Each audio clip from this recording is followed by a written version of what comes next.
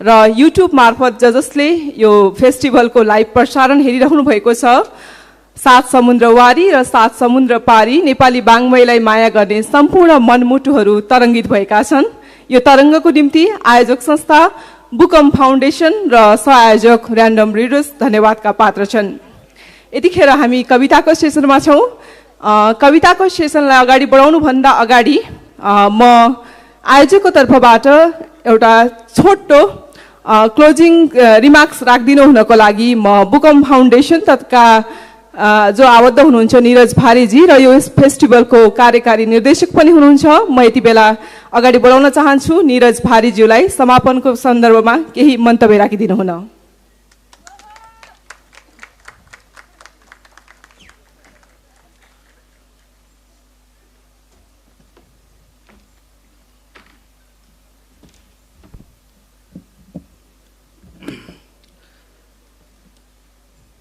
उपस्थित सम्पूर्ण महानुभावहरूलाई यो नेपाल लिटरेचर फेस्टिभलको छैटौं संस्करणको अन्तिम सेसनभन्दा अगाडि म आयोजकको तर्फबाट तपाईहरुलाई धेरै धन्यवाद दिनलाई यहाँ उपस्थित भएको छु।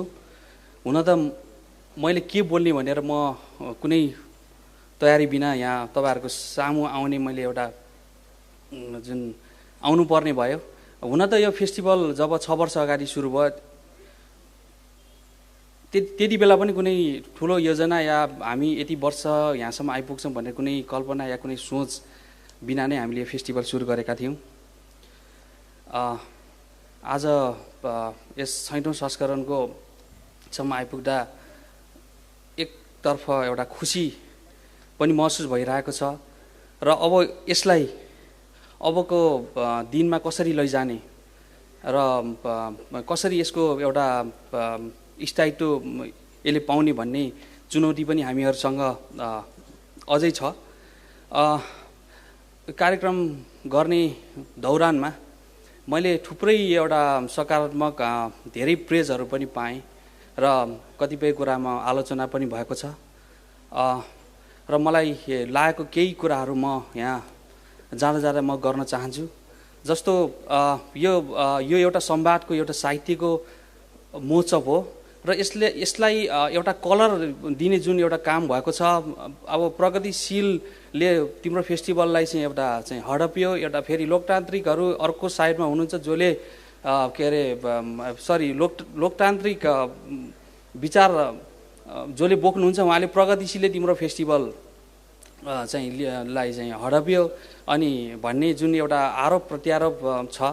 हामीले साँच्चै कतिजना हामीले काठमाडौँ या अन्तर्राष्ट्रिय हामीले अडियन्सहरू बोलायौँ, कति प्रगतिशील बोलायौँ, कति प्रजातान्त्रिक बोलायौँ हामीलाई थाहा छैन। हामीले गन्ती गरेर चाहिँ यो कार्यक्रम गरे होइनौँ। एउटा मनले एउटा चाहिँ प्यासनले अर्को एउटा मनलाई जोड्नलाई मात्र हाम्रो एउटा यदि स्वार्थ एउटा मनदेखि अर्को मनलाई जोड्नु मात्र थियो र यसलाई यतिमा मात्र सीमित गरिदिनु हुन म सम्पूर्ण यहाँ उपस्थित हाम्रो अडियन्सहरू र म युट्युबबाट लाइभ हेरिराख्नु भएको संसारभरि छरिएका नेपालीलाई म अनुरोध गर्न चाहन्छु। यो एउटा मनदेखि अर्को मन जोड्ने एउटा कार्यक्रम मात्र हो, यो न प्रगतिशीलको हो न यो कुनै प्रजातान्त्रिकवादीहरूको हो। र अर्को कुरा यो अनि मलाई यत्रो फेस्टिभल यत्रो भव्य फेस्टिभल कसरी गर्छौ भनेर चाहिँ मलाई पनि यो धेरै प्रश्नहरू आउने गर्छ र मैले सुनेको छु एमबीसीले टन्न पैसा दिएको छ र यत्रो भव्य कार्यक्रम गर्न यो चाहिँ सफल छ भन्ने आरोप पनि छ। त्यो कुराको पनि म यो मञ्च यो अवसरबाट म खण्डन गर्न चाहन्छु।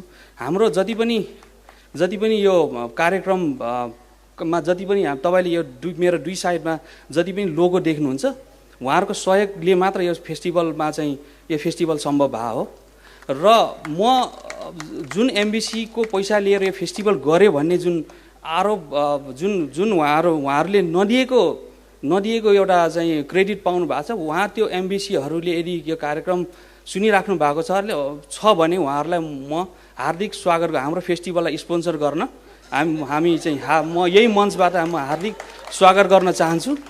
उहाँहरू आउनुहोस्, उहाँहरूको लोगो हामीले पछाडि राखेर शानका साथ यो फेस्टिभल गर्छौँ। हामीलाई त्यसमा कुनै कसैको सहयोग बिना यो फेस्टिभल सम्भव पनि छैन र त्यस्तो सहयोग लिनलाई हामीलाई कुनै हिन्दाबोध पनि पक्कै हुने छैन भन्ने कुरा पनि म यहाँ जानकारी गराउन चाहन्छु। र मैले मेरो अर्गनाइजिङ टिमका साथीहरूलाई म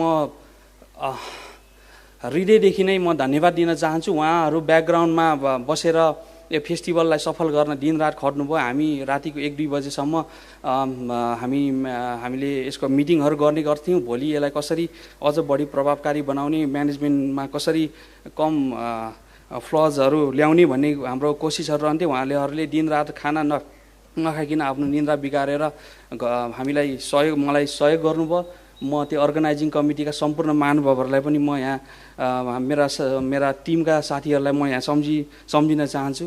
र हाम्रो पछाडि देखिराख्नु भएको स्पोन्सर बिना यो फेस्टिभल गर्न सम्भव थिएन। त्यही भएर म नेपाल टेलिकम, नेपाल पर्यटन बोर्ड,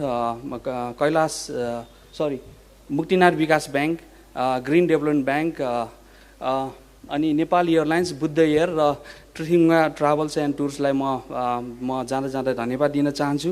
र अनि भोलिन्टियर साथीहरूलाई म पोखराबाट जति पनि हामीले भोलिन्टियरहरू लियौँ, उहाँहरूको काम पनि असाध्यै प्रभावकारी छ। अब मैले सबैजना म चिन्दिनँ, उहाँहरूको नाम लिन यहाँ म चाहन्न, उहाँहरूलाई पनि म धन्यवाद दिन चाहन्छु। म जाँदै अब हाम्रो समाजमा एउटा हामी नेपालीले एउटा हिन्दाबोध पनि छ कि हामी यस्तो राम्रो कुरा केही गर्न सक्दैन, विदेशीले आएर गरे होला, विदेशीको पैसा पाएर गरे होला या भन्ने, हामीले के राम्रो कुरै गर्न सक्दैनौँ भन्ने जुन एउटा हिन्दाबोध पनि हाम्रो समाजमा छ जस्तो लाग्छ। र म जाँदा एउटा मैले यो भाषण दिनुपर्छ भनेपछि यसो अलिकति तयारी गर्न कोसिस गरिरहेको थिएँ। मलाई चार्ली च्याप्लिनको चाहिँ एउटा भनाइ मेरो मोबाइलमा सेभ रहेछ। म त्यो भनेर म चाहिँ यो हामी नकारात्मकबाट माथि उठौँ, कुनै वादबाट पनि हामी माथि उठौँ।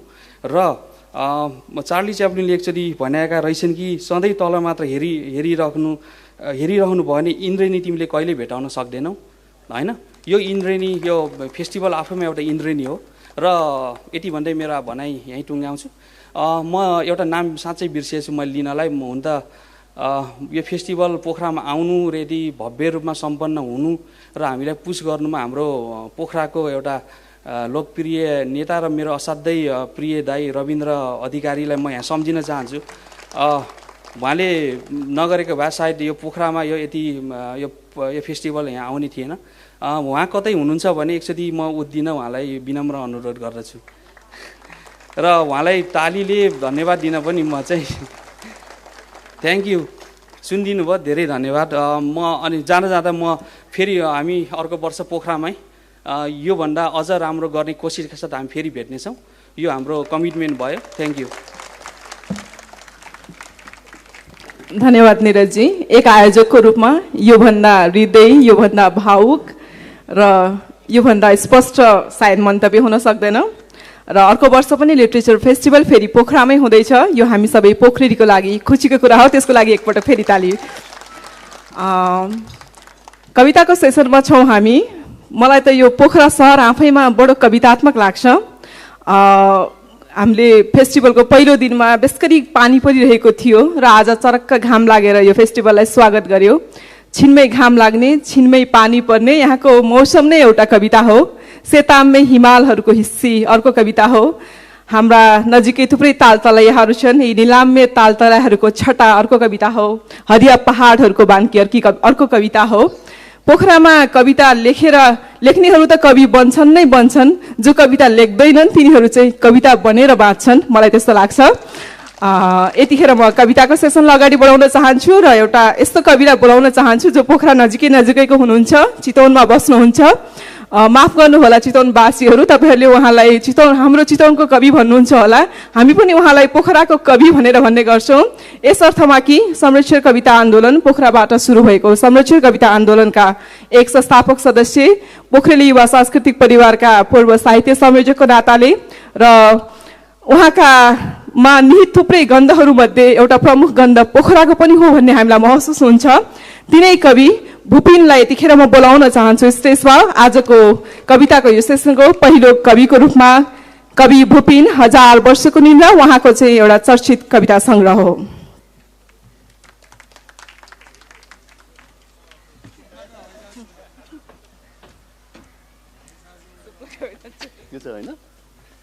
सुप्लाको हवाईजहाज चाहिँ होइन। धन्यवाद सरस्वती। सबैजनालाई म हार्दिक अभिवादन व्यक्त गर्न चाहन्छु। अलिकति अग्लो बनाउन मिल्छ यसलाई, किनभने यो लामो घाँटी होइन, अब अलि तल रिसाइड गर्दाखेरि अलि समस्या होला कि जस्तो लाग्यो मलाई चाहिँ। हो, ठिक हो।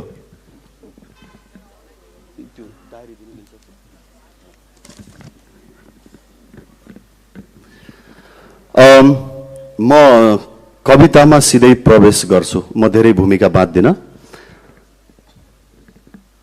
यो कवितामा एउटा शब्द बारम्बार रिपिट हुन्छ।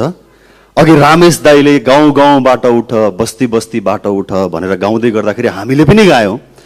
यदि तपाईँलाई चाहिँ नो प्रब्लम, तपाईँलाई चाहिँ इच्छा लाग्छ भने त्यो शब्द कहाँनिर आउँछ त्यहाँ चाहिँ तपाईँहरूले पनि भनिदिनु भयो भने अझ मजा आउला। मेरो कविताको शीर्षक छ कच्याक कुचुक दर्शन।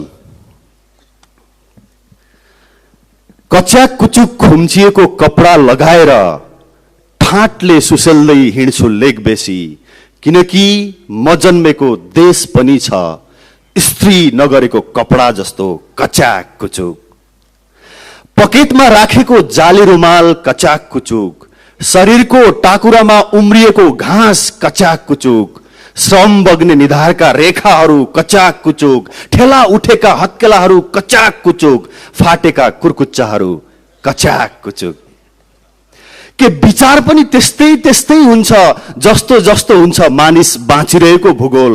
मैले देखेका ससाना सपनाहरू कच्याक कुचुक, समयको झोलामा राखी हिँडेको जीवन र छातीको कागजमा लेखेको कविता कच्याक कुचुक। सोच्थे मैले चलाएको जीवन सत्ता सर्लक्क मिलेको होस् चाउरी नपरेको अनुहार जस्तो। सोच्थे मैले चलाएको जीवन सत्ता सर्लक्क मिलेको होस् चाउरी नपरेको अनुहार जस्तो। लाख कोसिस गरे तर त्यही पनि छ कच्याक कुचुक। मलाई स्कुल पुर्याएर फर्किने गोरेटाहरू कच्याक कुचुक, मलाई जंगल लगेर फर्किने बाटाहरू कच्याक कुचुक। शहरलाई लाग्छ मेरो लवज पनि छ बादलले जोतेर गरा परेको आकाश जस्तो कच्याक कुचुक। शहरलाई लाग्छ मेरो लवज पनि छ बादलले जोतेर गरा परेको आकाश जस्तो कच्याक कुचुक। हरेक पटक लिखितमा नाम टाँसिन्छ र अन्तर्वार्ता भिड्छु परिणाम आउँछ कच्याक कुचुक। तमसुक गरेर जान्छु परदेश, तमसुक गरेर जान्छु परदेश, बचेराका लागि चारा टिप्न उड्ने चरा जस्तो। थाहा हुँदाहुँदै कि तमसुक मेरो नाकमुख छेड्ने बल्छी हो मेरो फिर्ती कच्याक कुचुक। मनमा उठ्ने तरङ्गहरू जस्तो लहरहरू खेल्ने बालुवाको सागर पनि त थियो, लिउन उप्किएको आँगन जस्तो कच्याक कुचुक। उबड खाबडले बनेको यो पृथ्वी पनि त छ हलोले कला भरेको खेत जस्तो कच्याक कुचुक। जसरी यही कच्याक कुचुक भित्रै छ विश्वको सबैभन्दा अग्लो शिर र गहिरो खोज। मेरो आस्थाको उचाइ र गहिराई पनि छ यही भित्र कच्याक कुचुक, यही भित्र कच्याक कुचुक। Thank you so much.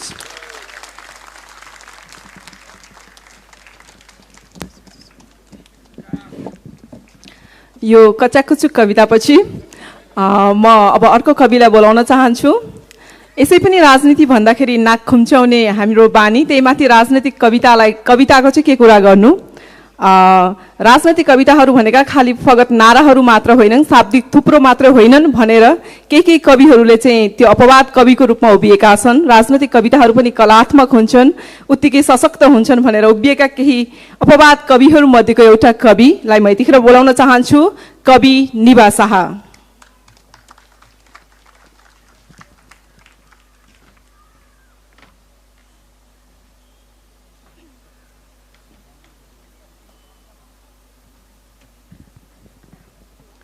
मैले केही शब्द अछाई भाषामा हुन्छ है। बडा हजुर जो रोटी तुम्रो कुकुर नमिठो नमिठो मानी र्याल नचुहाएरै खान्छ त्यो रोटी मेरो छोरो मिठो मानेर र्याल चुहाएरै खान्छु भने पनि पाउँदैन। बडा हजुर, यो देशको नागरिक मेरो छोरो कि तुम्रो कुकुर? बडा हजुर, यो देशको नागरिक मेरो छोरो कि तुम्रो कुकुर? अभिवादन। म यहाँहरूलाई अर्कै कविता सुनाउन आएको थिएँ। रामेश दाईको आवाजको, क्रान्तिकारी आवाजको भूकम्पले मेरो दिमाग यति हल्लाएको छ कि म तपाईँलाई मनसरा सुनाउँछु। अब पसिना बगेर दुनियाँ बदलिने भए भरियाको दुनियाँ उहिल्यै बदली सक्थ्यो मनसरा। रगत बगेर दुनियाँ बदलिने भए जनताको दुनियाँ उहिल्यै बदली सक्थ्यो मनसरा। जबकि मनसरा रगत पसिनाले नै दुनियाँ बदलिने हो, रगत पसिनाले नै नबदलिएको दुनियाँ किन बदलिएन? कहिल्यै आगो भरभराएको सुन्यौ मनसरा, आगो बोली रहेछ मनसरा। आफूले चिरेका दाउरा अरूले बालेपछि आगो आफ्नो हुँदैन मनसरा। आगो आफ्नो नहुनेको उज्यालो आफ्नो हुँदैन मनसरा। उज्यालो आफ्नो नहुनेको दुनियाँ बदलिँदैन मनसरा। उज्यालो आफ्नो नहुनेको दुनियाँ बदलिँदैन मनसरा। कहिल्यै आगो भरभराएको सुन्यौ मनसरा। आफूले खोरिया खनेको खेत अरूकै नाममा दर्ता भएपछि माटो आफ्नो हुँदैन मनसरा। माटो आफ्नो नहुनेको पेटभरि अन्न हुँदैन मनसरा। पेटभरि अन्न नहुनेको दुनियाँ बदलिँदैन मनसरा। कहिल्यै आगो भरभराएको सुन्यौ मनसरा, आगो बोली रहेछ मनसरा। आफूले बोकेको बन्दुक अरूले नै कासन गरेपछि सत्ता आफ्नो हुँदैन मनसरा। सत्ता आफ्नो नहुनेको दुनियाँ बदलिँदैन मनसरा। सत्ता आफ्नो नहुनेको दुनियाँ बदलिँदैन मनसरा। कहिल्यै आगो भरभराएको सुन्यौ मनसरा, आगो बोली रहेछ मनसरा। आगोको आवाज सुन मनसरा, आगोको आवाज सुन मनसरा। धन्यवाद।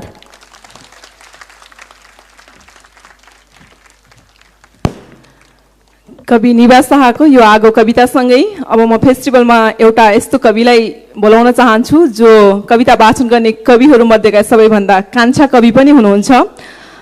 पछिल्लो पटक कवितामा एउटा जल्दो बल्दो इस्यु उठिरहेको छ, कविता भनेको टेक्स्ट मात्रै हो कि पर्फर्मिङ आर्ट पनि हो भन्ने कुरामा, र स्ल्याम पोइट्रीको माध्यमबाट आएका, त्यो बाटो हुँदै आएका कविहरूले चाहिँ कवितामा पर्फर्मिङ आर्टलाई पनि मिसाएर उहाँहरूले कवितालाई अझ लोकप्रिय बनाउनु भएको छ।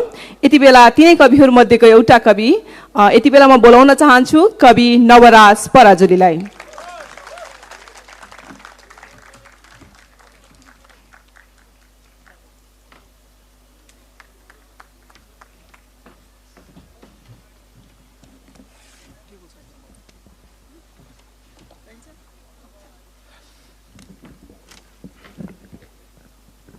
नमस्ते पोखरा। मैले सुनाउने कविताको नाम हो हेप्पी बर्थडे।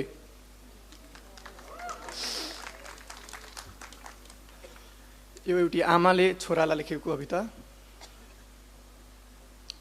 छोरा, सिमेन्टको सेतो खाली बोरा बोकेर धानको शिला खोज्न जाँदा तिमी पाइलै पिच्छे भेट्थ्यौ।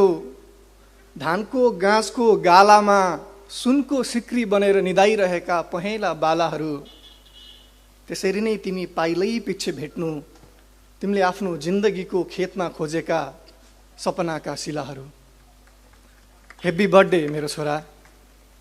बिहेको भोलिपल्टै मैतालु फर्काउन जाँदा माइतीको आँगन टेक्ने बेलामा छोरीको सिउँदो जीवनमा पहिलोपल्ट जसरी मुस्कुराउँछ त्यसरी नै मुस्कुराउन् तिम्रा विपनाका गालाहरू। हेप्पी बर्थडे मेरो छोरा। सपनीमा पनि अनि विपनीमा पनि, सपनीमा पनि अनि विपनीमा पनि सारा दुनियाँले तिम्रो नाम त्यसरी दोहोर्याओस् जसरी सानो छँदा तिमी आफूले सिकेको नयाँ शब्द दिनरात दोहोर्याइरहन्थ्यौ। आज तिम्रो जन्मदिनमा तिमीलाई दिन म केही सक्दिन। आज तिम्रो जन्मदिनमा तिमीलाई दिन म केही सक्दिन। तिमीलाई सम्झिन बाहेक तिमीलाई त म तिमी जन्मिनुभन्दा धेरै अघिदेखि सम्झिरहेकी छु। तिमीलाई त म तिमी जन्मिनुभन्दा धेरै अघिदेखि सम्झिरहेकी छु। बाडुलीले यादलाई कसरी बिर्सन सक्छ र? हामीलाई प्रौढ शिक्षा पढाउने गीता भण्डारी बहिनीले, हामीलाई प्रौढ शिक्षा पढाउने गीता भण्डारी बहिनीले काकी तपाईँ सुरुमा कसको नाम लेख्न सिक्नुहुन्छ भनेर मलाई सोद्धा मेरा ओठले तिमीलाई सम्झिन्छ। बिहान बेलुकी गाई दुहुन बस्दा ठुलो बाल्टीको छेउमा सानो गिलास लिएर आजभोलि आउँदैन त्यो सानो मान्छे।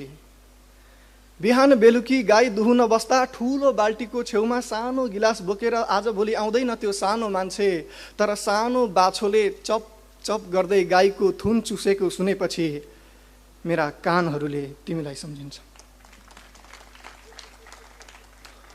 अम्बाको रुख मुनि घाँस काट्न जाँदा, अम्बाको रुख मुनि घाँस काट्न जाँदा सुँगाले आधा अम्बा खाएर आधा झार्छ। सुँगाको जुठो हँसियाले काटेर फालिसकेपछि बाँकी टुक्रा टोक्न खोज्दा मेरो जिब्रोले तिमीलाई सम्झिन्छ।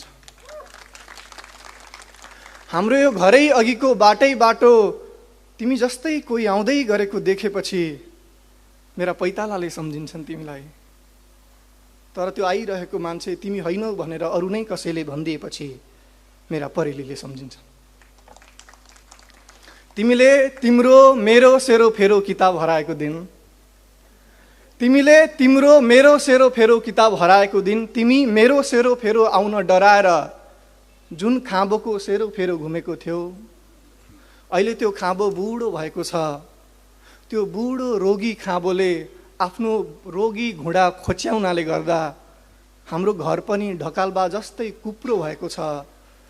ढकालबासँग त लौरो छ, ढकालबासँग त लौरो छ, घरसँग छैन।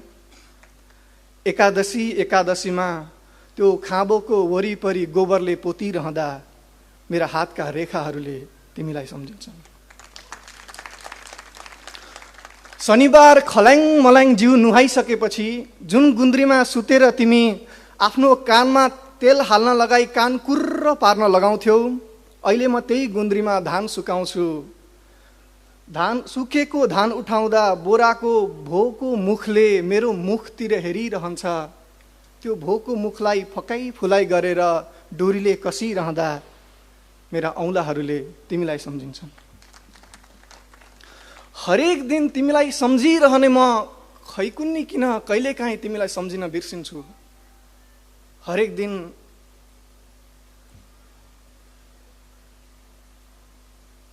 कृपया त्यो फोन राखिदिनुहुन्छ, थ्याङ्क यू। हरेक दिन तिमीलाई सम्झिरहने म खैकुन्नी किन कहिलेकाहीँ तिमीलाई सम्झिन बिर्सिन्छु। हरेक दिन अन्डा पारिरहने कुखुराकी पोथीले खैकुन्नी किन कहिलेकाहीँ अन्डा पार्न बिर्सिन्छे। अन्डा पार्न बिर्सिएको भोलिपल्ट कुखुराको पोथीले भित्र 2टा रानी भएको 2 गुणा ठुलो अन्डा पार्छे। मेरो राजालाई सम्झिन बिर्सेको भोलिपल्ट मेरा आँखाहरू 2 गुणा बढी ठुला हुन्छ। म सम्झिँदै जाँदा सम्झिन्छु मैले तिमीलाई, म सम्झिँदै जाँदा सम्झिन्छु मैले तिमीलाई। खै कुन्नी कति कक्षासम्म पढाएकी थिएँ। तिमीले पढेका हरेक अक्षर र अङ्क किन्न मैले फर्सीका बिया बेचेकी थिएँ। तिमीले पढेका हरेक अक्षर र अङ्क किन्न मैले फर्सीका बिया बेचेकी थिएँ। त्यसैले त म आज चाहन्छु तिम्रो जिन्दगीको बेलोमा प्रगतिका गतिला गतिला गट्टाहरू लागिरहन्। तिमीले पढेको हरेक अक्षर र अङ्क किन्न मैले बोडीको बिउ बेचेकी थिएँ। त्यसैले त म आज चाहन्छु तिम्रो जिन्दगीको लहरामा रहरका लामा लामा कोसाहरू झुन्डिरहन्। तिमीले पढेको हरेक अक्षर र अङ्क किन्न मैले कुखुराका अन्डा बेचेकी थिएँ। त्यसैले त म चाहन्छु तिम्रो जिन्दगीको गुडमा खुसीका करोडौँ चल्लाहरू चिउँ चिउँ गरिरहन्। यति धेरै पढेको मेरो छोरा, यति धेरै पढेको मेरो छोरा, मैले तिम्रो चिउँडोको टुप्पो सम्झिएर जतिचोटि नरिवलको कुचोको टुप्पो भाँचेकी छु त्यति गन्न सक्छौ होइन? यति धेरै पढेको मेरो छोरा, तिम्रो कानको लोती सम्झेर मैले जतिचोटि बाख्राको कानको लोती सुमसुम्याएकी छु त्यति गन्न सक्छौ होइन? यतिका धेरै पढेको मेरो छोरा, यतिका धेरै पढेको मेरो छोरा, मेरा बाङ्गिएका गालामा बाङ्गिएका अक्षरलाई बाङ्गिएकै डिको दिएर तिम्रो बारेमा एउटा कविता लेखिएको छ, त्यति पढ्न सक्छौ होइन? तिमीलाई सम्झेर मकैको कुटी काटिरहँदा मकैका ढोडका लामा छोटा टुक्राहरूले डुँडको पानीमा तैरिएर तिम्रै बारेमा लामा छोटा कथा लेखेका छन्, त्यति पढ्न सक्छौ होइन? तिमीलाई नै सम्झिन्छु म तिम्रो बुबाले मङ्गलबारे बजारबाट ल्याएको 2 पावा खसीको मासुमा 2 बटुका झोल हालेको दिन। तिमीलाई नै सम्झिन्छु म तिम्रो बुबाले मङ्गलबारे बजारबाट ल्याएको 2 पावा खसीको मासुमा 2 बटुका झोल हालेको दिन। तिमीले ओड्ने गरेको पुरानो सिरकमा नयाँ खोल हालेको दिन म तिमीलाई सम्झिन्छु।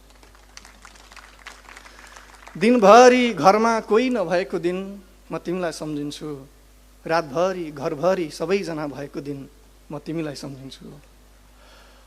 म छु जस्तो लागेको दिन म तिमीलाई सम्झिन्छु। म छु जस्तो लागेको दिन म तिमीलाई सम्झन्छु। मर्छु जस्तो लागेको दिन म तिमीलाई सम्झन्छु। सर्पले काँचुलीलाई बिर्सिएको दिन म तिमीलाई सम्झन्छु। काँचुलीले सर्पलाई सम्झिएको दिन म तिमीलाई सम्झिन्छु।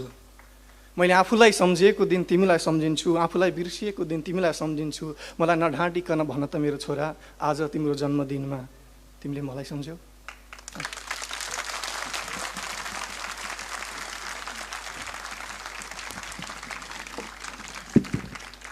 मर्छु जस्तो लागेको दिन तिमीलाई सम्झन्छु, म छु जस्तो लागेको दिन तिमीलाई सम्झन्छु। यो शक्तिशाली कविताको निम्ति नवराज पराजुलीलाई बधाई। महिलाको कुरा गर्ने बित्तिकै 33% कुरा आउँछ, तर आज हाम्रो कविता वाचनको सेसनमा चाहिँ महिला कविहरू 33 होइन लगभग 50% नै हुनुहुन्छ। 50 त भन्दिनँ, यो चाहिँ के को पनि नजिर हो भने नेपाली साहित्यमा पछिल्लो चरणमा प्रतिनिधि नेपाली महिला कविहरू कति सशक्त छन् भन्ने कुराको एउटा यो नजिर पनि हो भन्ने लाग्छ यो नेपाल लिटरेचर फेस्टिभलमा महिला सहभागिता। यति बेला म एउटा यस्तो कविलाई बोलाउन चाहन्छु जो पेसाले पत्रकार हुनुहुन्छ, हेर्दा दुब्ली पातली तर फाइटर कवि। फाइटर भन्न साथ नडराउनु होला, कुट्नुहुन्न उहाँले। मैले शाब्दिक फाइटरको कुरा गरेकी कवि शकुन्तला जोशी।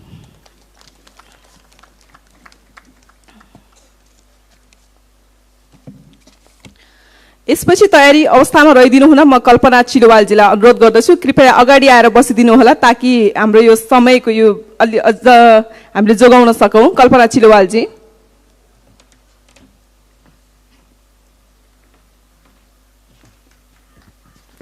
धन्यवाद सरस्वती।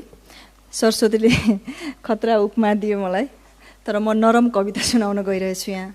मेरो कविताको शीर्षक नानीहरू। उहिले राजासँग जोरी खोजेर बाजेले खरी ढुङ्गामा लेखेको कपुरिक पढ्दैनन् अचेल नानीहरू। उहिले राजासँग जोरी खोजेर बाजेले खरी ढुङ्गामा लेखेको कपुरिक पढ्दैनन् अचेल नानीहरू। न पढुन् भक्कारी भ र जानुन् राम्रो मको सरकारी भाषा।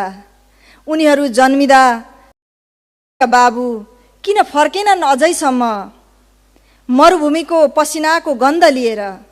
उनीहरू जन्मिँदा कतार गएका बाबु किन फर्केनन् अझैसम्म मरुभूमिको पसिनाको गन्ध लिएर। महिनौँ अघि भारी बोकेर काला पत्थर हिँडेका बाबु किन फर्कदैनन् ढाकरको पिँधमा किताब हालेर। कुनै जवाफ छैन आमासँग। नानीहरूलाई थाहा छैन ठ्याक्कै कस्तो होला बाबुको अनुहार। लाउरे फुल जस्तो कि हिउँ पग्लेर नाङ्गिँदै गएको चोमोलोङमा जस्तो कि होला जिउमै मक्किँदै गएको आमाको बक्खु जस्तो। ठम्म्याउन सक्दैनन् नानीहरू र घरको भित्तामा अँगारले कोर्छन् एउटा धमिलो चित्र। मान्छेको दुःख पिठ्यूमा उठाइरहेका चौरीहरू, सेताम्य हिउँले कुरूप देखिने बस्तीहरू, हिम नदी र आमाको आँखाको निलो दह, थिए यिनै केही कुरा उनीहरूले देखेको पहिलो सत्य, जसको अनुहार मिल्दो जुल्दो लाग्छ बारीमा ठड्याइरहेका बुख्याचासँग। डराउँदै डराउँदै नानीहरू सोध्छन्, आमा के यस्तै छ हाम्रो बुवाको अनुहार? रिसाउँदै आमा मेट्न खोज्छिन् हत्केलाले अँगारले भित्तामा कोरिएको अस्पष्ट मुहार चित्र र भन्छिन् नानीहरूलाई, हिमाली देवता जस्तै छौ, हिमाली देवता जस्तै छौ, सुन्दर तिमीहरू जस्तै सुन्दर। ऊ एक्लै हिँडेको हो भालेको डाक भन्दा पहिला, दुःखै दुःखले उभिएको काला पत्थर। ऊ एक्लै हिँडेको हो भालेको डाक भन्दा पहिला, दुःखै दुःखले उभिएको काला पत्थर। ऊ भन्थ्यो, फुटाउँछु एक दिन दुःखको पहाड र रगत र पसिनाले सम्याउँछु र बनाउँछु ठुलो कालो पाटी, जहाँ लेख्नेछन् मेरा नानीहरूले काँचुली क खुसी ख। त्यसपछि भन्नेछन् भरपेट भात खाएर भक्कारी भ। आँखाभरि सपनाको जुलुस लिएर यसरी हिँडेका थिए तिमीहरूका बाबु घरबाट। हिउँमा मेटिँदै गएका पाइला, आमाका आँखामा आशाका धमिला लहर अझै चल्मलाइरहेको देख्छन् नानीहरूले। त्यही दिनदेखि नानीहरूले पढ्न थाले, त्यही दिनदेखि नानीहरूले पढ्न थाले। बाटुलो ब मेटेर विद्रोह ब। अचेल नानीहरूका आँखामा नरम फुल जस्ता सपनाहरू होइन, भेटिन्छन् आगोका झिल्काहरू। धन्यवाद।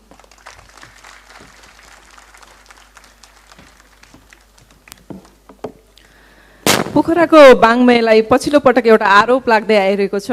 पोखराले थुप्रै थुप्रै राम्रा गजलकारहरू जन्मायो, राम्रा मुक्तकारहरू जन्मायो, तर नयाँ राम्रा कविहरू जन्माएन भन्ने पोखराको बाङ्मयले एउटा केही एकाध छोडेर नयाँ कविहरू जन्माएन भन्ने आरोप लाग्दै आइरहेको छ। पोखराको यो खडेरीमा, कविताको यो खडेरीमा एउटा भरभराउँदो आशा, एउटा भरभराउँदो उज्यालो। यति बेला म बोलाउन चाहन्छु कवि कल्पना चिलवाल।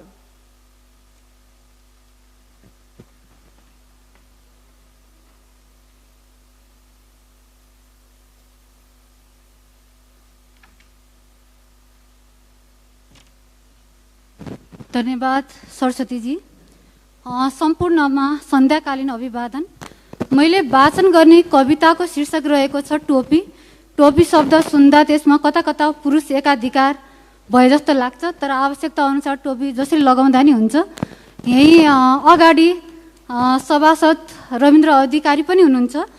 यो कविता माननीय ज्यूलाई सम्बोधन गर्दै अघि बढेको छ र उहाँले अन्यथा मान्नुहुन्न होला, किनभने जसले टोपीको अपमान गर्छ उहाँहरूप्रति मात्र यो कविता लक्षित रहेको छ। कविताको शीर्षक टोपी। माननीय ज्यू, घरेलु तानमा बुनिरहेको छु एउटा टोपी, तर यो तपाईँका लागि होइन। माननीय ज्यू, घरेलु तानमा बुनिरहेको छु एउटा टोपी, तर यो तपाईँका लागि होइन। सामान खरिद्न बजार लगिँदै गरेको रकम चाहिँ शिरमा राखेर टोपी, तपाईँ भावनाको सौदा गर्न जातीय पर्व र उत्सवहरूमा पुग्नुहुन्छ।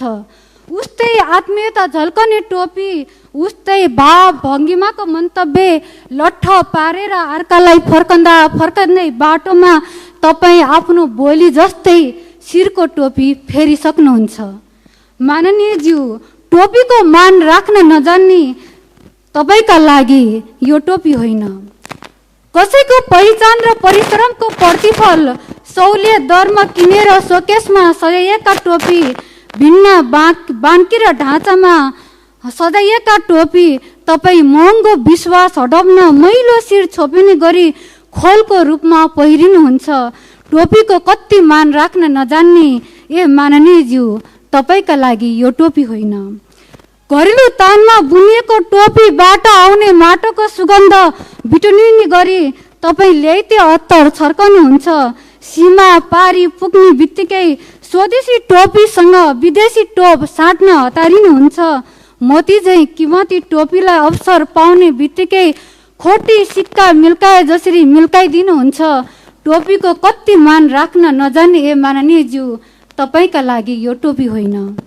माननीयज्यू, तपाईँले जान्नु भएकै छैन, भरियाले झैँ टोपीले घाम छेक्न, किसानले झैँ पसिना र आँसु पुस्न, हाम्रा इमान्दार पुर्खाहरूले चाहिँ सामाजिक जीवनमा टोपीसँग सम्मानित सहयात्रा गर्न माननीयज्यू जानी राख्नुहोस्। माननीयज्यू जानी राख्नुहोस्, माटोमा नजोडिएको पैताला माथिको शिरले टोपी लगाएको कति सुहाउँदैन। मेरो शैक्षिक मतदानमा बुनिएको टोपी, मेरो शिल्प र पसिनाले चम्किएको टोपी, दारी जुङ्गा नपलाएको त्यो पासाङ लामो शेर्पाको आइमै शिरलाई लगाइदिन्छु बरु। तर माननीयज्यू, सुकारेको कुनै गुन्जास नभएको तपाईँका शिरका लागि यो टोपी होइन। माननीयज्यू, जसले बुनेको टोपी लगाउनु भएको छ शिरमा, उसै माथि लाद्नुहुन्छ तानाशाही हैकम शिरपेज लगाएको भानमा। निरङ्कुश शिरपेज र लोकतान्त्रिक टोपी बीचको भिन्नता छुट्याउन नसक्ने माननीयज्यू, यो टोपी तपाईँका लागि होइन। शिरपेज र टोपीको भिन्नता छुट्याउन नसक्ने माननीयज्यू, घरेलु तानमा बुनिएको टोपी तपाईँका लागि होइन। धन्यवाद।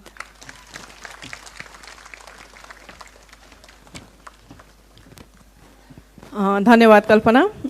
यति बेला हाम्रो यो कविताको वाचन गर्ने कविहरूको लिस्टमा 10 जना हुनुहुन्थ्यो।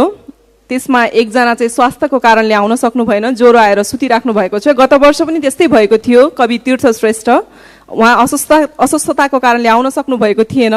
मलाई थाहा छैन यो नेपाल लिटरेचर फेस्टिभलसँग उहाँको स्वास्थ्यको के दुश्मनी छ कुन्नी। अघिल्लो वर्ष जे भएको थियो अहिले पनि ठिक त्यस्तै भएको छ। 10 जना त हामी 10 जनै कविहरूकै कविता सुनाउँछौँ तपाईँहरूलाई। एकजना चाहिँ जुन यो लिस्टमा हुनुहुन्न त्यो कविलाई म यतिखेर बोलाउन चाहन्छु। उहाँलाई कविताको अवैतनिक दूत भनेर पनि भन्ने गरिन्छ, कविताको अवैतनिक प्रवक्ता भनेर पनि भन्ने गरिन्छ। राजधानीका चिया पसलमा हुन् अथवा भट्टी पसलहरूमा, जसले तपाईँलाई जतिखेर पनि कविता कविता कविता कविता भनेर वाक्क गराउँछ कविताको कुरा सुनाएर भने त्यो कवि चन्द्रवीर तुम्बापो मात्रै हुन सक्छ। उनै कवि चन्द्रवीरलाई यति बेला म कविता वाचनको निम्ति बोलाउन चाहन्छु।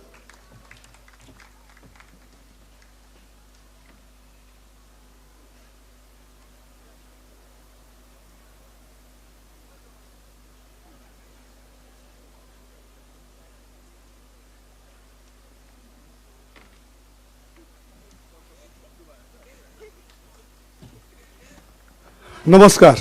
सरस्वतीले मलाई डुबायो। फेवा झर्ने फेवा त म झरिनँ। यो अब दुध यो के अब त्यस्तै हो। तर अघि अब यहाँ खतरा खतरा कविता सुनियो। मनसरा त मलाई असाध्यै मन परेको कविता। हेभी बर्थडे छ तपाईँको निकै लामो। अब खण्डकाव्य भ्याइदियो म हाम्रो नवराजजीले। अघि टाइम पनि छैन। म एकदम पुरो 5 स्तरको लिम्बुवानको एउटा केटा, कपाल पालेको छु। अब टोपी पनि सुनियो सिलवालजीको कविता। टोपी भनेपछि त अब यहाँ कसरी टोपी ओर्छ हुँदैन मेरो कपाल जो छ। म छोटो कविता सुनाउँछु तपाईँहरूलाई। झन्डा मुनि। झन्डा कहिले बन्यो थाहा छैन। झन्डा मुनि हामीले मुटुबाट झिकेर रगत दिएका हौँ जीवन, र त हावासँग मस्की नाचिरहन्छ झन्डा। हामीले मुटुबाट झिकेर रगत दिएका हौँ जीवन, र त हावासँग मस्की नाचिरहन्छ झन्डा। हामीले आङलाई सिनित्तै निचोरेर पसिना दिएका हौँ हराभरा, र त हिमाल सामुन्ने ठाडै चम्किएको छ झन्डा। यसरी हामीले हाम्रो मासुको रेसाले चट्टस्लायौँ, र अन्त्यमा हाम्रै नलीहारमा उनेर जब उचाल्यौँ। तर अचम्म यो झन्डाको लाम्चो छाया मुनि कता हराए हाम्रो अनुहार। धन्यवाद।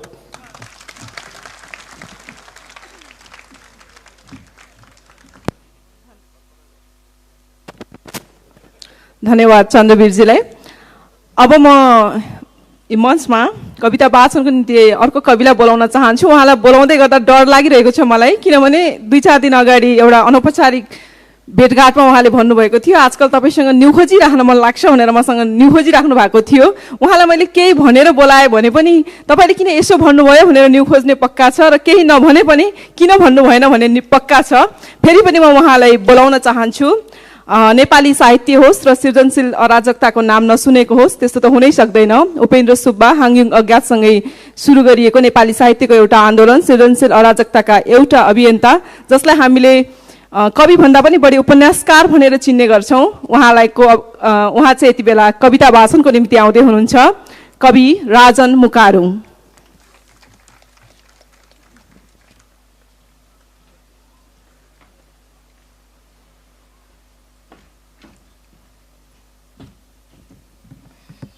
धन्यवाद प्रतीक्षा। यो कविता भन्न अचेल बोलाउँदैनन् खासमा साथीहरूले, र यो कविता भन्ने बानी पनि हराइसकेछ कि अब चाहिँ। तर यसपालि चाहिँ हाम्रो रबिन गिरिजीले तपाईँले कविता भन्नुपर्छ है भन्नुभयो, नभनी के छाड्थेँ भनेर भने मैले पनि, होइन। तर अब यो अभ्यास रहेछ भनिरहने, यस्तो बिजोड कविताहरू सुनियो अनि आफूलाई पर डर लागिरह्यो कविताहरू सुनिरहिसकेपछि। आज मेरो चाहिँ अब पक्का समाप्ति हुन्छ भनेर एउटा कविता सुनाउँछु। म चाहिँ एउटा नायिकाको कन्फेसन सुनाउनु पर्यो भन्दैछु। हटकेक नायिकाको कन्फेसन्स।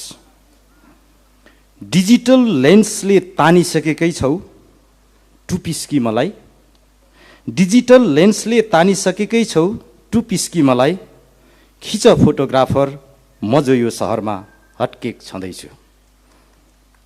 खिच मेरो यो बुलबुल कपाल, रङ्गाएकी हुँ एस्ट्रेक्स पावरले, चम्काएकी हुँ मल्टिप्लेक्स पार्लरमा, म जो होर्डिङ बोर्डमा उन्मत्त हाँसिरहेकी, बनाइएकी छु धेरैका लागि डिजायर गर्ल, जबकि पहिले बार बार लुचिन्थ्यो यिनै कपाल, लुचिन्थ्यो छोरी भएर जन्मिनुका कारण।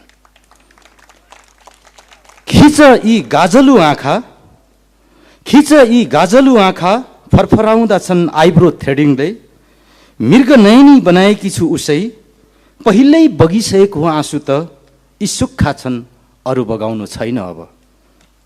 खिच यो नाक, खिच यो नाक सलक्क छ सर्जरीले, स्कुल बसमा, साझा बसमा, चोक चोकमा, बाटोमा, सडकमा, होटलमा, कारखानामा, चिमोटिएकै हो पहिल्यै, उहिल्लै रामायणमा नाक काटिएकी सुपर नखान हुँ म।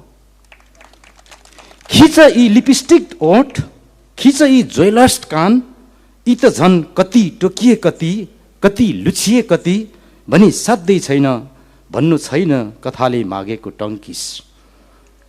खिच यो अनुहार, यो जो डामिएको थियो पहिल्यै तलाकको पन्युले, अलक्षिणी थियो दहेज लोग्नेको नजरमा, इट्स ओके नो प्रब्लम। खिच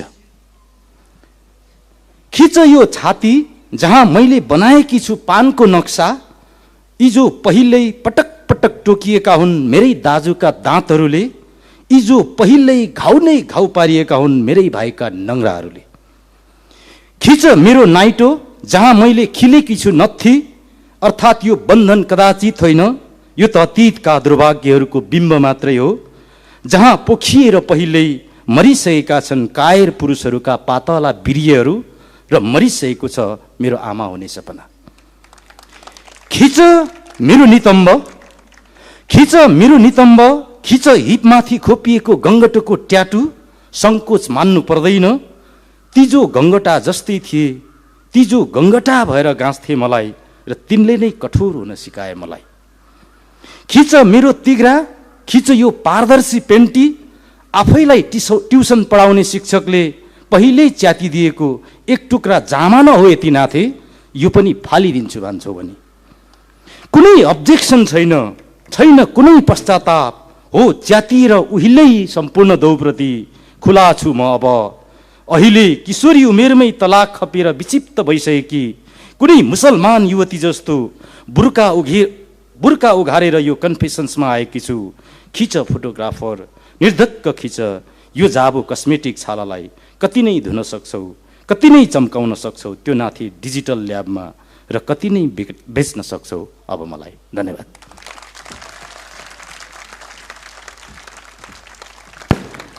गजबको कन्फेसन नायिकाको।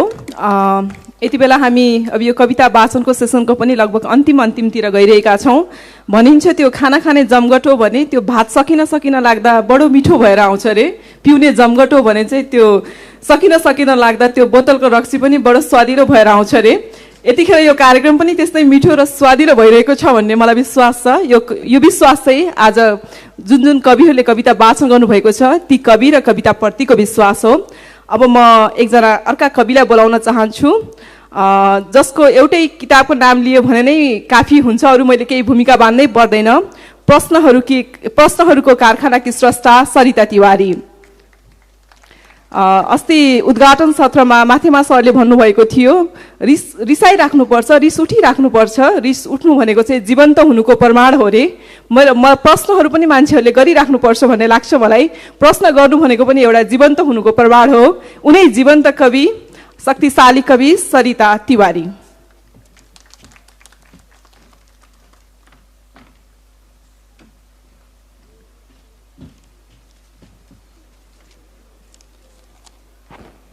सन्ध्याकालीन नमस्कार।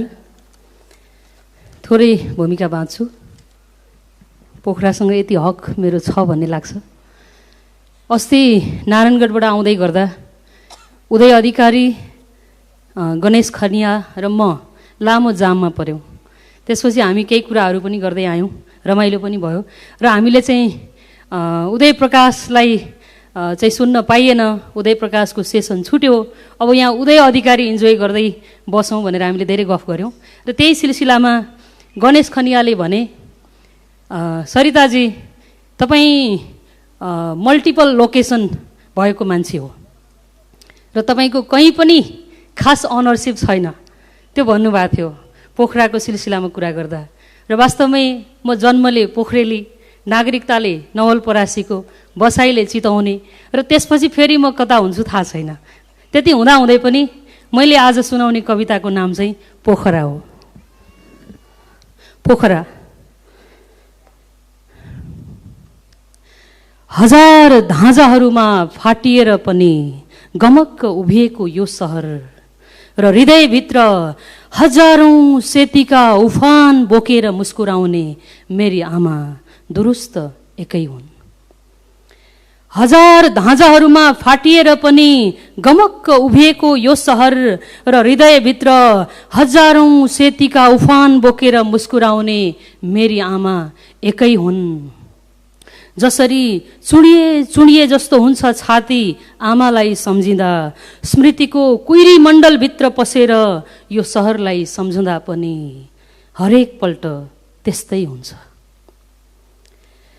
कहिले डोकाभरि साग, अदुवा र घिरौँला बोकेर, कहिले डालामा अनदी र झिनुवा भरेर, कहिले परालका बिटा, कहिले बदामका थैला कसेर, कहिले एक पहर रात बाँकी छँदै वनका बाघ र जोवनका शिकारीसँग छलिँदै, एकै खेपमा दुई भारी दाउरा खेपेर उज्यालो नखस्दै झरिसक्ने आमाको पोखरा बजार। नाङ्गै खुट्टाले पहाडी ढुङ्गाहरूसँग ठेसिँदै, पृथ्वीलाई आफ्नै पाइतालाको रगतले रेखो हाल्दै, कहाँ कहाँ टेक्दै हिँडी होलिन् आमा। हरेक पल्ट म यी बाटाहरूमा आमाको रगतका डाम खोज्दै हिँड्छु। नाङ्गै खुट्टाले पहाडी ढुङ्गाहरूसँग ठेसिँदै, पृथ्वीलाई आफ्नै पाइतालाको रगतले रेखिहाल्दै, कहाँ कहाँ टेक्दै हिँडी होलिन् आमा। हरेक पल्ट म यी बाटाहरूमा आमाको रगतका डाम खोज्दै हिँड्छु। राखी डाँडादेखि काउँ खोलादेखि रानी पौवा, महेन्द्र पुल, नदीपुर, भैरवटोल, बिन्दवासिनी, भीमकाली पाटन, क्याइसिङ पुल, सिम्पानी, दिनैभर भोकै प्यासै उमेरभरि आमाले नापेको भोक र तिर्खाको दूरी नाप्ने हो भने कहाँसम्म पुग्ला आमाले नापेको भोक र तिर्खाको दूरी नाप्ने हो भने। साँचो हो, विद्वानहरूले तयार गरेको कुनै पनि रेकर्डमा भेटिन्न उनको पसिनाको नामो निशान। साँचो हो, विद्वानहरूले तयार गरेको कुनै पनि रेकर्डमा भेटिन्न उनको पसिनाको कुनै पनि रेकर्डमा भेटिन्न उनको पसिनाको नामो निशान। सहरको अर्थव्यवस्थाको ग्राफमा कहीँ देखिन्न उनको पौरखको हिस्सेदारी। उनले खेपेका ढुङ्गाहरूले उभिएका अट्टालिकाहरू अझै छन् उस्तै। उनले खेपेका ढुङ्गाहरूले उभिएका अट्टालिकाहरू छन् अझै उस्तै। उनको सुस्केरा र सुगन्ध मिसिएको वायुमण्डल छ अझै उस्तै। उनैका उमङ्ग र उच्छवासले बनेका गीतका भाका छन् उनीसँग जिउँदै, तर कुनै अनुसन्धान, कुनै अभिलेख वा वाङ्मयमा छैन उनको नाम। मलाई सोध्नु छैन सहरका मालिकहरूसँग कि भारी बोक्नेहरूको लेखिन्न इतिहास। मलाई सोध्नु छैन सहरका मालिकहरूसँग कि भारी बोक्नेहरूको लेखिन्न इतिहास। तर सुनाउनु छ उनीहरूलाई थाप्लामा नाम्लाले आफ्नो जुग बोकेर यो सभ्यता निर्माण गर्ने मेरी आमा पनि हुन्। तर सुनाउनु छ उनीहरूलाई थाप्लामा नाम्लाले आफ्नो जुग बोकेर यो सभ्यता निर्माण गर्ने मेरी आमा पनि हुन्। हो, यही सहर हो जसले मर्न दिएन अँगेनुमा आमाको सपनाको धिपधिपे आगो र जिउँदो उभिएको छु। यही सहर हो जसले मर्न दिएन अँगेनुमा आमाको सपनाको धिपधिपे आगो र जिउँदो उभिएको छु। जसले साबुत फर्काइदियो उनका पखेटा र गुणमा फर्किएको चरी जस्तै हुरुक्क भएर आउँछु। मुस्कानको मादक मोहनीले संसार तान्ने हिमाल भन्नुस्, लालु पातेको लाली टल्कने छल्किँदो तालको छाया भन्नुस्। मुस्कानको मादक मोहनीले संसार तान्ने हिमाल भन्नुस्, लालु पातेको लाली टल्कने छल्किँदो तालको छाया भन्नुस्। यो भन्नुस् त्यो भन्नुस्, मलाई त सम्झना साथ पोखरा हरक आउँछ सम्झनामा पनि। बाटै पछि आमा आमा बास्ना आउने सहर, मलाई त सम्झना साथ पोखरा हरक आउँछ सम्झनामा पनि। आमा आमा बास्ना आउने सहर, आमा आमा बास्ना आउने सहर। Thank you. धन्यवाद सरिता। पोखरामा बसेर पोखरा शीर्षकको कविता सुन्न पनि निकै रमाइलो हुँदो रहेछ।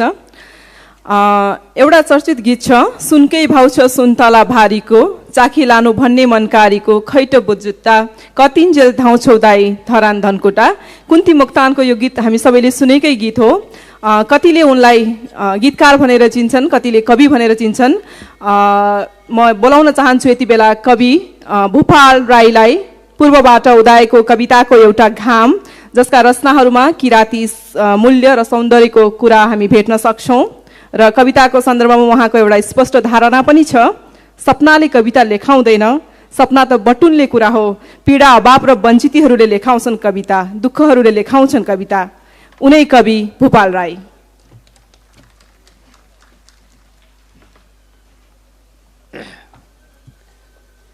अघि कसले राजनले होला आफ्नो अन्त्येष्टि हुन्छ कि भनेर म चाहिँ मेरो अन्त्येष्टि देख्दैछु। किनभने कस्तो शक्तिशाली भाइ बहिनीहरूको बिचमा उभिएको छु कविता वाचन गर्न। धेरै अगाडि कविता लेख्ने मान्छे, बिचमा कविता त लेखिन्थ्यो, यो रिसाइटेसन गर्न एकदम डराउँछु अचेल म। दुईटा कारण छ। एउटा कारण चाहिँ अघि प्रतीक्षाले भनेको ठिक हो, कविता पर्फर्मेन्स आर्ट हो।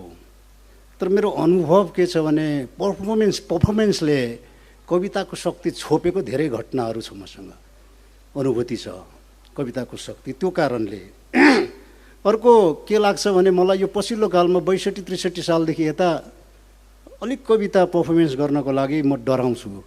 कस्तो लाग्छ भने म स्टेजमा त्यो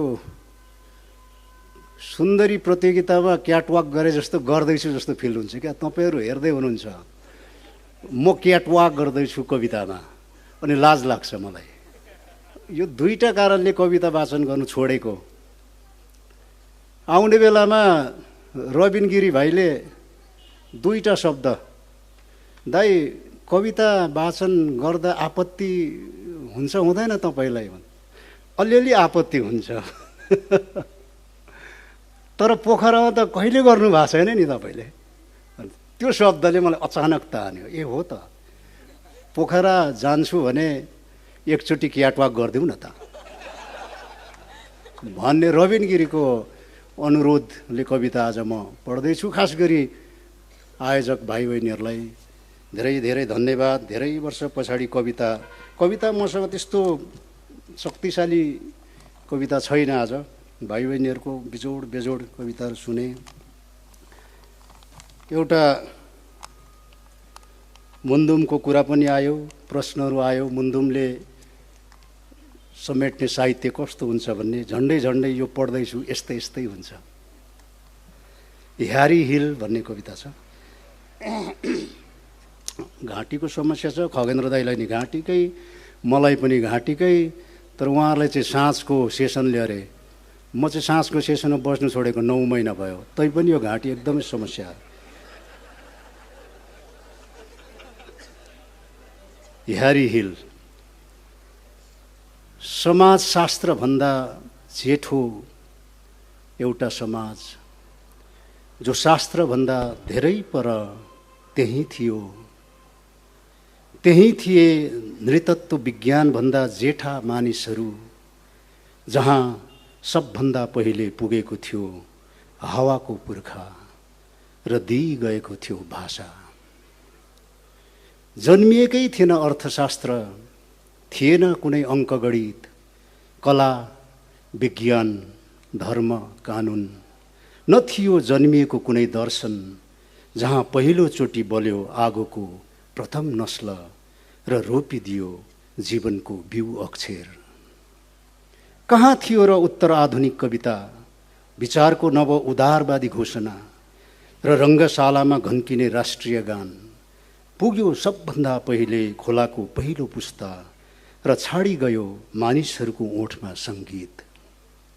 वेद, बाइबल, त्रिपिटक, कुरान लेखिएकै थिएन कुनै पनि धर्मग्रन्थ। खुल्यो पहिलोचोटि माटोको कुमारी कागज र लेखियो माटोकै किताब। हावा, पानी, घाम, ढुङ्गा, माटो, जङ्गल, खोला, पर्वत सब मिलेर सजाइदिए मानिसको सबभन्दा पहिलो प्रेम नगर। पाहुनाहरूले बोल्ने बाचल भाषा र कब्जादार जुत्तामा आभूषित जङ्गी राज्यको खुट्टा त धेरै पछि पुगेको हो त्यहाँ। धेरै पछि कोही घोडा चढेर, कोही मान्छे चढेर, कोही गाडी, हेलिकप्टर र कोही वित्तीय हावाको पखेटा चढेर कुनै न कुनै ब्रान्डेड तलुवासँगै पुगेको हो खुट्टा। र खुट्टा जब पुग्छ त्यहाँ टेक्छ सबभन्दा पहिले माटोकै मातृसत्ता र फर्किँदा भत्काउँदै फर्किन्छ त्यहाँको शास्त्रहीन समाज। निभाउँछ आगोको आद्य सौन्दर्य, मेट्छ हावाको भाषा, खोलाको सङ्गीत र च्यात्छ पहिलो पहिलो किताब। ठिक यसरी नै एक दिन चढ्दै चढ्दै अचानक आइपुग्यो राजकुमार ह्यारीको खुट्टा। ठिक यसरी नै एक दिन चढ्दै चढ्दै अचानक आइपुग्यो राजकुमार ह्यारीको खुट्टा त्यहाँ। सुमसुम्यायो एकजोर आरोही खुट्टाले भूकम्पग्रस्त बस्ती। चिठ्यो उदार आयतनको हातले क्षतिग्रस्त स्कुलको पर्खाल र खेल्दै ससाना नानीहरूसँग चढ्यो शीर्ष खबर भएर राष्ट्रिय छापाहरूको टाँगन घोडा। तर चढ्दै चढ्दै एकजोर ब्रान्डेड जुत्ताले जब चढ्यो सबै शास्त्र र विज्ञानभन्दा पुरानो तमु डाँडा, अचानक बदलिएर इतिहासभन्दा एउटा पुरानो इतिहास रातारात परिणत भयो ह्यारी हिलमा। बिचरा जेठा मानिसहरूलाई थाहै छैन यसरी नै अचानक आइपुग्छ अन्जान गाउँतिर कुनै पाहुना खुट्टा। अचानक गर्छ गोप्य शास्त्रार्थ र क्षणिक पदविलास र ठडिन्छ एकै रातमा आफ्नै छालामाथि कुनै ह्यारी हिल। धन्यवाद।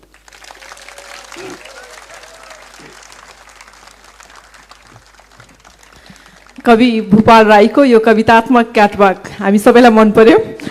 यति बेला अब कविता वाचनको एकदमै अन्तिम चरणमा छौँ। हामीसँग एकजना मात्रै कवि हुनुहुन्छ।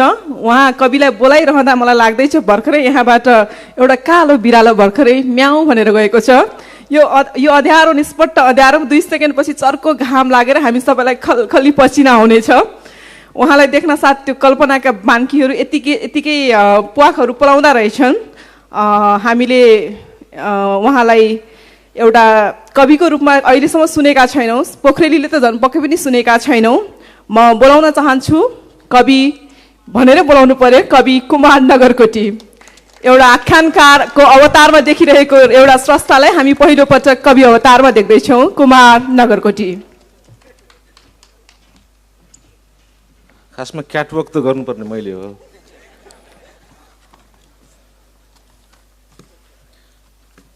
औँलाहरू, फिङ्गर्स।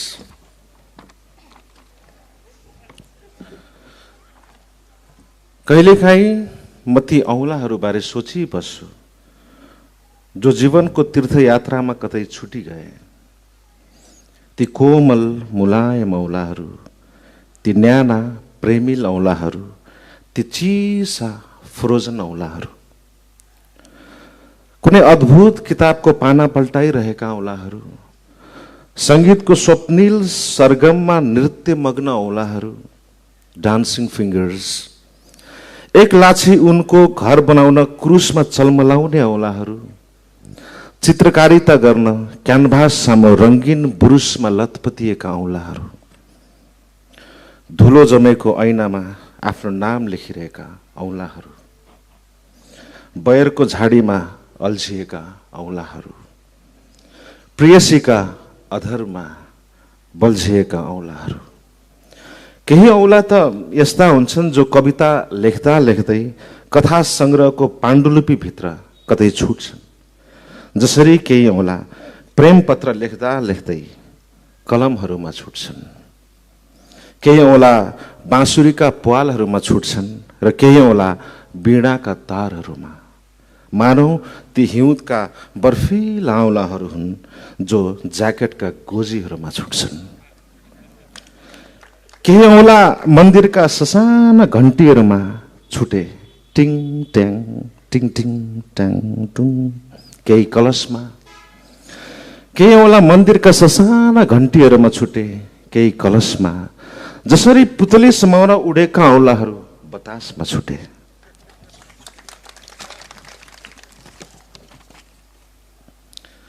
जीवन मझधारको डुङ्गामा केही औँला बहानामा छुट्छन्, केही औँला धर्मग्रन्थका पानाहरूमा। जसरी ध्यान मुद्रा औँलाहरू जपमालाका दिव्य दानाहरूमा छुट्छन्। कामना तथा प्रार्थनामा उठ्ने औँलाहरू कता छुटी गए भने म कहिलेकाहीँ सोची बस्ने गर्छु, व्यथित हुने गर्छु। माता पिता गुरुका चरण स्पर्श गर्ने मेरा पवित्र औँलाहरू कहाँ कता छुटे। जीवनको नवजात निर्मल निर्मल नवजात नवजात निर्मल मुहारलाई आस्थाले सुमसुम्याउने ती निर्दोष औँलाहरू कहाँ कता छुटे र कता छुटी गए मृत्युको बुढ्यौली कायालाई मायाले सुमसुम्याउने श्रद्धालु औँलाहरू। अनेकले मेरा अनेक औँलाहरू लिई गए, अनेकले मेरा अनेक औँला लिई गए। अब त मसित कुनै गुप्त गुनासो पनि रहेन ती अनेक प्रति जसले मेरा एक एक औँला कहिले सापटीमा, कहिले उधारोमा, कहिले मुफ्तमा लिई गए। ताते ताते गरी हिँड्नु पर्यो भने बच्चाहरूले कान्छी औँला लिई गए। वेडिङ रिङ लगाउन भनी प्रेमिकाहरूले अनामिका औँला लिई गए। दुश्मनलाई देखाउन भने I don't show the fingers, दुश्मनलाई देखाउन भने मित्रहरूले माझी औँला लिई गए। पथिकहरूलाई घाट र घरतिर र घाटतिरको पथ प्रदर्शन गर्न भनी बैरीहरूले चोर औँला लिई गए। जसरी नागरिकता तमसुक मृत्यु पत्रमा ल्याप्चे लगाउन भने शुभचिन्तकहरूले बुढी औँला लिई गए। कहिलेकाहीँ म सोच्ने गर्छु तपाईँलाई पनि त यदा कता ती औँलाहरूको असीम याद आउँदो हो जो सेतो खरीसितै कालो पाटीमा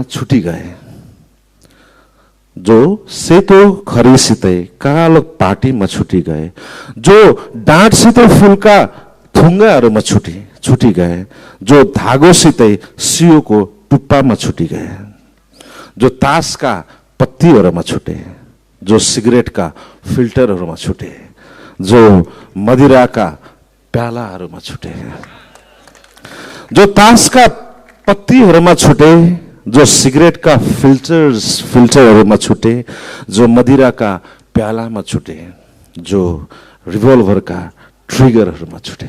थ्याङ्क यू। कुमार नगरकोटीको औँलाहरू शीर्षकको यो कविता सुनिरहँदा तपाईँका औँलाहरू पनि पक्कै चलमलाए होलान्। उहाँको यो कवितासँगै नेपाल लिटरेचर फेस्टिभल 2017 यही सकिएको म जानकारी गराउन चाहन्छु। आयोजक संस्था बुकम फाउन्डेसन तथा संयोजक ऱ्यान्डम रिडर्सको तर्फबाट यहाँहरू सबैलाई हार्दिक धन्यवाद। पोखराको यो फेस्टिभलमा हामी फेरि अर्को वर्ष यही ठाउँमा भेट्ने नै छौँ। धन्यवाद। शुभरात्रि।